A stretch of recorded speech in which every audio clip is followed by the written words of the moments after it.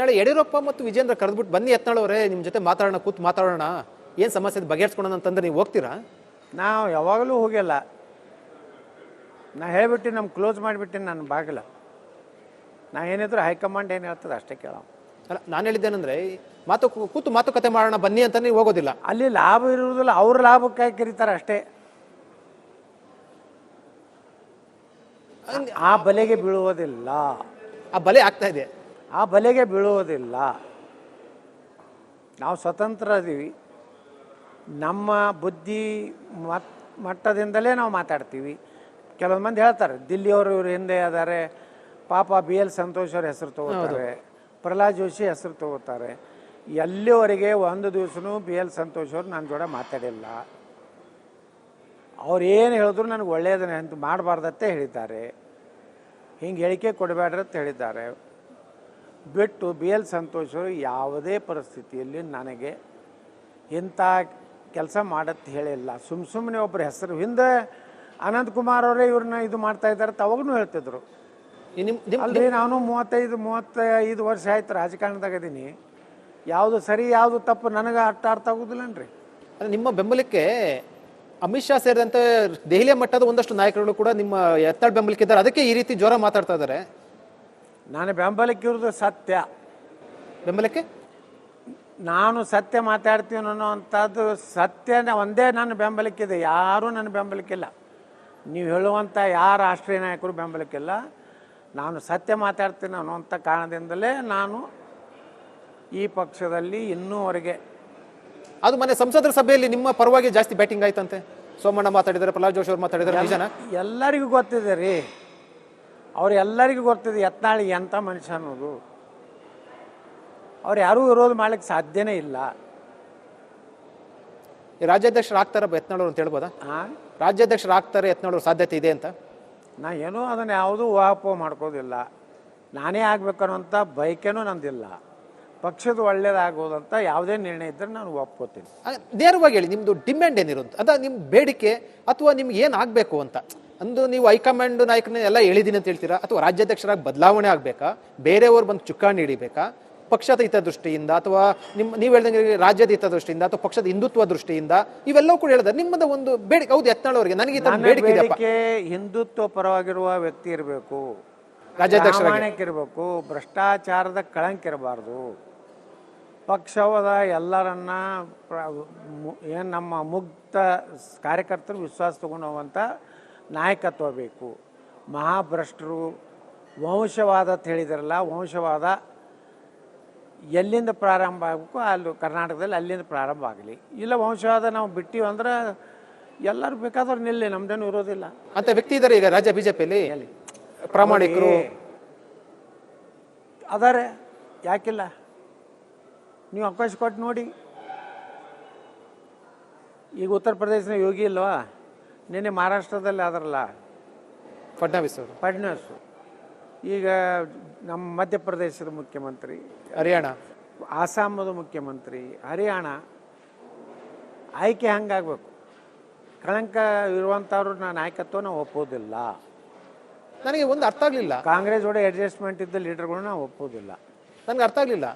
ಮೋದಿ ಅಮಿತ್ ಶಾ ಇವೆಲ್ಲ ಗೊತ್ತಿಲ್ವ? ಹಂಗಾದ್ರೆ ನೀವು ಹೇಳಿದಿರ್ತೀವಿ, ನೀವು ಒಬ್ಬರೇ ಹೇಳ್ತಾ ಇದ್ದೆ, ಹಂಗಾರೆ ಗೊತ್ತಿಲ್ವ? ಇಲ್ಲಿ ಹಂಗಾರೆ ವಂಶವಾದಿ ರಾಜಕಾರಣ, ಕಳಂಕಿತ ರಾಜಕಾರಣ ಇವೆಲ್ಲ ಕೂಡ ಇರುವಂತ ಗೊತ್ತಿಲ್ವ? ಪ್ರಶ್ನೆ ಎತ್ತಿದ್ದೀವಿ. ಜನವರಿಯಲ್ಲಿ ಉತ್ತರ ಸಿಗ್ಬೋದಂತ ನಿರೀಕ್ಷೆಯಲ್ಲಿದ್ದೀವಿ. ಸೊ ಹೇಳ್ತಾರಂತ ಜನವರಿಯಲ್ಲಿ ರಾಜ್ಯಾಧ್ಯಕ್ಷರು ಬದಲಾವಣೆ ಆಗ್ತಾರೆ. ಹಂಗೇನು ಹೇಳೋದಿಲ್ಲ. ಎಲ್ಲ ಈ ಸಿದ್ಧಾಂತಕ್ಕೆ ಹೊಂದುವಂಥ ವ್ಯಕ್ತಿ ಆದಂದ್ರೆ ನಮ್ಗೆ ಅನಿಸ್ತದೆ.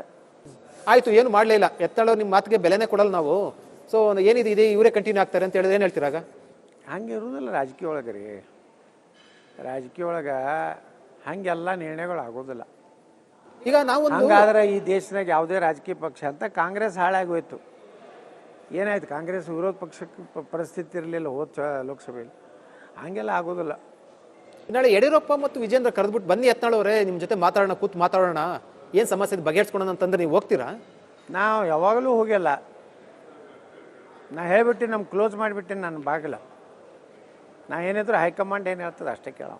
ಅಲ್ಲ, ನಾನು ಹೇಳಿದ್ದೇನೆಂದ್ರೆ ಕೂತು ಮಾತುಕತೆ ಮಾಡೋಣ ಬನ್ನಿ ಅಂತ ನೀವು ಹೋಗೋದಿಲ್ಲ. ಅಲ್ಲಿ ಲಾಭ ಇರುವುದಿಲ್ಲ, ಅವ್ರ ಲಾಭಕ್ಕಾಗಿ ಕರೀತಾರೆ ಅಷ್ಟೇ.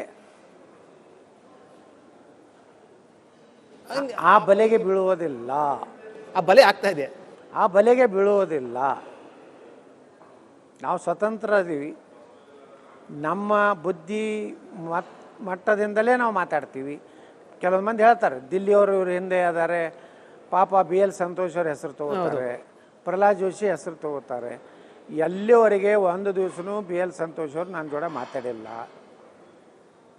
ಅವ್ರು ಏನು ಹೇಳಿದ್ರು ನನಗೆ ಒಳ್ಳೆಯದನ್ನೇ ಅಂತ ಮಾಡಬಾರ್ದತ್ತೆ ಹೇಳಿದ್ದಾರೆ. ಹಿಂಗೆ ಹೇಳಿಕೆ ಕೊಡಬೇಡ್ರಿ ಅಂತ ಹೇಳಿದ್ದಾರೆ. ಬಿಟ್ಟು BL ಸಂತೋಷ್ ಅವರು ಯಾವುದೇ ಪರಿಸ್ಥಿತಿಯಲ್ಲಿ ನನಗೆ ಇಂಥ ಕೆಲಸ ಮಾಡತ್ತೆ ಹೇಳಿಲ್ಲ. ಸುಮ್ಮನೆ ಒಬ್ಬರ ಹೆಸರು ಹಿಂದೆ ಅನಂತಕುಮಾರ್ ಅವರೇ ಇವ್ರನ್ನ ಇದು ಮಾಡ್ತಾ ಇದ್ದಾರೆ ಅವಾಗೂ ಹೇಳ್ತಿದ್ರು. ಅಲ್ಲಿ ನಾನು 35 ವರ್ಷ ಆಯ್ತು ರಾಜಕಾರಣದಾಗ ಇದೀನಿ. ಯಾವುದು ಸರಿ ಯಾವುದು ತಪ್ಪು ನನಗೆ ಅರ್ಥ ಆಗೋದಿಲ್ಲನ್ರಿ. ನಿಮ್ಮ ಬೆಂಬಲಕ್ಕೆ ಅಮಿತ್ ಶಾ ಸೇರಿದಂತೆ ದೆಹಲಿಯ ಮಟ್ಟದ ಒಂದಷ್ಟು ನಾಯಕರುಗಳು ಕೂಡ ನಿಮ್ಮ ಎತ್ತಡ ಬೆಂಬಲಕ್ಕೆ ಇದ್ದಾರೆ. ಅದಕ್ಕೆ ಈ ರೀತಿ ಜ್ವರ ಮಾತಾಡ್ತಾ ಇದ್ದಾರೆ.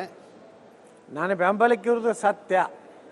ಬೆಂಬಲಕ್ಕೆ ನಾನು ಸತ್ಯ ಮಾತಾಡ್ತೀನಿ ಅನ್ನೋವಂಥದ್ದು ಸತ್ಯ ಒಂದೇ ನನ್ನ ಬೆಂಬಲಕ್ಕಿದೆ. ಯಾರೂ ನನ್ನ ಬೆಂಬಲಕ್ಕಿಲ್ಲ. ನೀವು ಹೇಳುವಂಥ ಯಾರ ರಾಷ್ಟ್ರೀಯ ನಾಯಕರು ಬೆಂಬಲಕ್ಕಿಲ್ಲ. ನಾನು ಸತ್ಯ ಮಾತಾಡ್ತೀನಿ ಅನ್ನುವಂಥ ಕಾರಣದಿಂದಲೇ ನಾನು ಈ ಪಕ್ಷದಲ್ಲಿ ಇನ್ನೂವರೆಗೆ.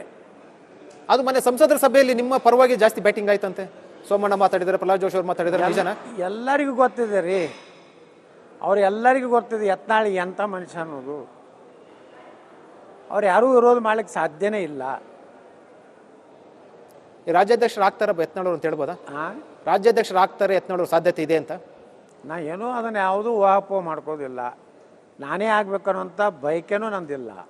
ಪಕ್ಷದ ಒಳ್ಳೇದಾಗೋದಂತ ಯಾವುದೇ ನಿರ್ಣಯ ಇದ್ದರೆ ನಾನು ಒಪ್ಕೋತೀನಿ. ನೇರವಾಗಿ ಹೇಳಿ, ನಿಮ್ಮದು ಡಿಮ್ಯಾಂಡ್ ಏನಿರುತ್ತೆ, ಅದ ನಿಮ್ಮ ಬೇಡಿಕೆ ಅಥವಾ ನಿಮ್ಗೆ ಏನು ಆಗಬೇಕು ಅಂತ. ಅಂದು ನೀವು ಹೈಕಮಾಂಡ್ ನಾಯಕನ ಎಲ್ಲ ಹೇಳಿದೀನಿ ಅಂತ ಹೇಳ್ತೀರಾ, ಅಥವಾ ರಾಜ್ಯಾಧ್ಯಕ್ಷರಾಗಿ ಬದಲಾವಣೆ ಆಗಬೇಕಾ, ಬೇರೆಯವರು ಬಂದು ಚುಕ್ಕಾಣಿ ಹಿಡಿಬೇಕಾ, ಪಕ್ಷದ ಹಿತದೃಷ್ಟಿಯಿಂದ ಅಥವಾ ನೀವು ಹೇಳ್ದಂಗೆ ರಾಜ್ಯದ ಹಿತದೃಷ್ಟಿಯಿಂದ ಅಥವಾ ಪಕ್ಷದ ಹಿಂದುತ್ವ ದೃಷ್ಟಿಯಿಂದ, ಇವೆಲ್ಲವೂ ಕೂಡ ಹೇಳಿದ್ರೆ ನಿಮ್ಮದ ಒಂದು ಬೇಡಿಕೆ. ಹೌದು, ಯತ್ನಾಳ್ ಅವರಿಗೆ ನನಗೆ ಬೇಡಿಕೆ ಹಿಂದುತ್ವ ಪರವಾಗಿರುವ ವ್ಯಕ್ತಿ ಇರಬೇಕು, ಪ್ರಾಮಾಣಿಕ ಇರಬೇಕು, ಭ್ರಷ್ಟಾಚಾರದ ಕಳಂಕ ಇರಬಾರ್ದು, ಪಕ್ಷದ ಎಲ್ಲರನ್ನ ಏನು ನಮ್ಮ ಮುಕ್ತ ಕಾರ್ಯಕರ್ತರು ವಿಶ್ವಾಸ ತಗೊಂಡು ಹೋಗುವಂಥ ನಾಯಕತ್ವ ಬೇಕು. ಮಹಾಭ್ರಷ್ಟರು ವಂಶವಾದ ಅಂತ ಹೇಳಿದಾರಲ್ಲ, ವಂಶವಾದ ಎಲ್ಲಿಂದ ಪ್ರಾರಂಭ ಆಗಬೇಕು ಅಲ್ಲಿ ಕರ್ನಾಟಕದಲ್ಲಿ ಅಲ್ಲಿಂದ ಪ್ರಾರಂಭ ಆಗಲಿ. ಇಲ್ಲ ವಂಶವಾದ ನಾವು ಬಿಟ್ಟಿವಿ ಅಂದ್ರೆ ಎಲ್ಲರೂ ಬೇಕಾದವ್ರು ನಿಲ್ಲಿ, ನಮ್ದೇನು ಇರೋದಿಲ್ಲ ಅಂತ ವ್ಯಕ್ತಿ ಇದ್ದಾರೆ ಈಗ ರಾಜ್ಯ ಬಿಜೆಪಿಯಲ್ಲಿ. ಪ್ರಾಮಾಣಿಕರು ಅದಾರೆ, ಯಾಕಿಲ್ಲ? ನೀವು ಅವಕಾಶ ಕೊಟ್ಟು ನೋಡಿ. ಈಗ ಉತ್ತರ ಪ್ರದೇಶದ ಯೋಗಿ ಇಲ್ವಾ, ನಿನ್ನೆ ಮಹಾರಾಷ್ಟ್ರದಲ್ಲಿ ಆದ್ರಲ್ಲ ಫಡ್ನವೀಸ್. ಈಗ ನಮ್ಮ ಮಧ್ಯಪ್ರದೇಶದ ಮುಖ್ಯಮಂತ್ರಿ, ಹರಿಯಾಣ, ಆಸಾಮದ ಮುಖ್ಯಮಂತ್ರಿ, ಹರಿಯಾಣ. ಆಯ್ಕೆ ಹಂಗಾಗಬೇಕು. ಕಳಂಕ ಇರುವಂಥವ್ರು ನಾಯಕತ್ವ ನಾವು ಒಪ್ಪೋದಿಲ್ಲ. ನನಗೆ ಒಂದು ಅರ್ಥ ಆಗಲಿಲ್ಲ, ಕಾಂಗ್ರೆಸ್ ಜೋಡಿ ಅಡ್ಜಸ್ಟ್ಮೆಂಟ್ ಇದ್ದ ಲೀಡರ್ಗಳು ನಾವು ಒಪ್ಪೋದಿಲ್ಲ. ನನಗೆ ಅರ್ಥ ಆಗಲಿಲ್ಲ, ಮೋದಿ ಅಮಿತ್ ಶಾ ಇವೆಲ್ಲ ಗೊತ್ತಿಲ್ವ? ಹಂಗಾದ್ರೆ ನೀವು ಹೇಳಿದಿರ್ತೀವಿ, ನೀವು ಒಬ್ಬರೇ ಹೇಳ್ತಾ ಇದ್ದಂಗೆ ಗೊತ್ತಿಲ್ವ? ಇಲ್ಲಿ ಹಂಗಾದ್ರೆ ವಂಶವಾದಿ ರಾಜಕಾರಣ, ಕಳಂಕಿತ ರಾಜಕಾರಣ ಇವೆಲ್ಲ ಕೂಡ ಇರುವಂತ ಗೊತ್ತಿಲ್ವ? ಪ್ರಶ್ನೆ ಎತ್ತಿದ್ದೀವಿ, ಜನವರಿಯಲ್ಲಿ ಉತ್ತರ ಸಿಗ್ಬೋದಂತ ನಿರೀಕ್ಷೆಯಲ್ಲಿದೆ. ಸೊ ಹೇಳ್ತಾರಂತ ಜನವರಿಯಲ್ಲಿ ರಾಜ್ಯಾಧ್ಯಕ್ಷರು ಬದಲಾವಣೆ ಆಗ್ತಾರೆ. ಹಂಗೇನು ಹೇಳುದಿಲ್ಲ. ಈ ಸಿದ್ಧಾಂತಕ್ಕೆ ಹೊಂದುವಂಥ ವ್ಯಕ್ತಿ ಆದಂದ್ರೆ ನಮ್ಗೆ ಅನಿಸ್ತದೆ. ಆಯ್ತು, ಏನು ಮಾಡಲೇ ಇಲ್ಲ ಯತ್ನಾಳ್, ನಿಮ್ಮ ಮಾತಿಗೆ ಬೆಲೆನೇ ಕೊಡಲ್ಲ ನಾವು. ಸೊ ಏನಿದೆ ಇವರೇ ಕಂಟಿನ್ಯೂ ಆಗ್ತಾರೆ ಅಂತ ಹೇಳಿದ್ರೆ ಏನು ಹೇಳ್ತೀರಾಗ? ಹಂಗೆ ಇರುವುದಿಲ್ಲ ರಾಜಕೀಯ ಒಳಗೆ ರೀ. ರಾಜಕೀಯ ಒಳಗೆ ಹಂಗೆಲ್ಲ ನಿರ್ಣಯಗಳು ಆಗೋದಿಲ್ಲ. ಈಗ ನಾವು ಹಂಗಾದ್ರೆ ಈ ದೇಶದಾಗ ಯಾವುದೇ ರಾಜಕೀಯ ಪಕ್ಷ ಅಂತ ಕಾಂಗ್ರೆಸ್ ಹಾಳಾಗೋಯ್ತು. ಏನಾಯ್ತು? ಕಾಂಗ್ರೆಸ್ ವಿರೋಧ ಪಕ್ಷಕ್ಕೆ ಪರಿಸ್ಥಿತಿ ಇರಲಿಲ್ಲ ಹೋದ ಲೋಕಸಭೆಯಲ್ಲಿ. ಹಂಗೆಲ್ಲ ಆಗೋದಿಲ್ಲ.